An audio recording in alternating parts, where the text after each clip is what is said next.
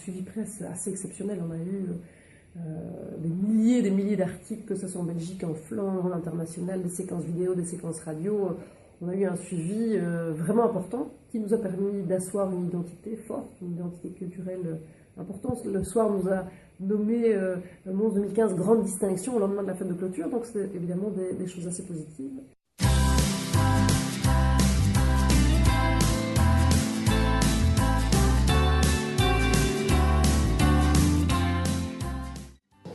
Alors en quoi ça consiste? En fait, c'est de prendre les gros opérateurs culturels montois, comme le Manège par exemple, ou le pôle muséal, qui sont les deux plus grosses institutions à Mons.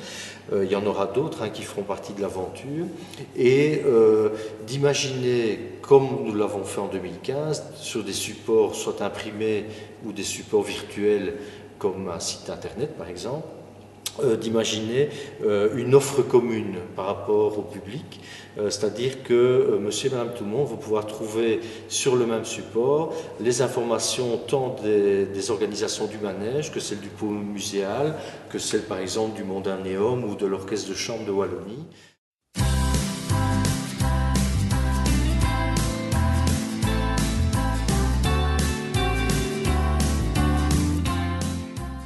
Grâce à la capitale européenne de la culture, on a proposé énormément d'ateliers au sein des classes.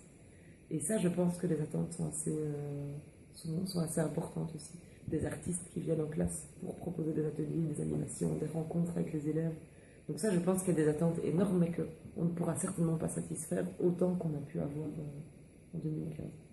Maintenant, je pense que ce sera peut-être l'occasion aussi de réouvrir les lieux et de reproposer aux enseignants de venir avec les élèves dans les espaces et essayer de capitaliser sur des artistes qu'on a la chance d'avoir encore en création dans nos lieux.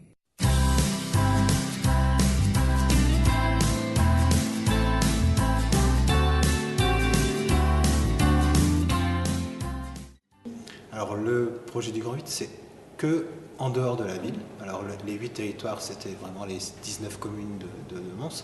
Et Mons, c'était un de ces territoires, puisque même s'il y a une concentration d'activités en 2015, tout était principalement à Mons, tous les lieux culturels sont à Mons.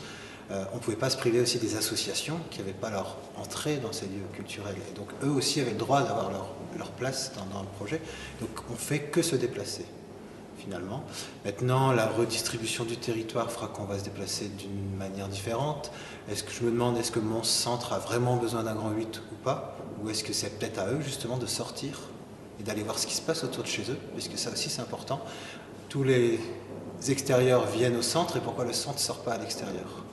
Donc il faut aussi trouver ce nouveau chemin, et que de se balader, c'est la base du projet. Et surtout, aucun lieu culturel. Ça, c'est une de mes philosophies. On ne va nulle part qui est fait pour ça.